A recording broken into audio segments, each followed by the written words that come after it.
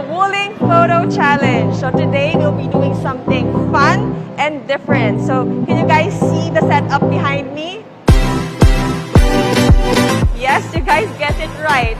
Each girl will either be climbing up the ladder or balancing on the swings right here. So today is not just a test of poise and grace, but also your balance and your strength.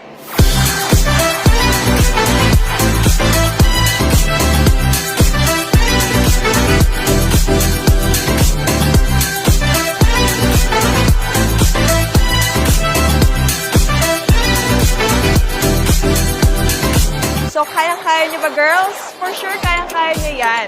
But just remember, this is not just, getting the best photo, but also representing a brand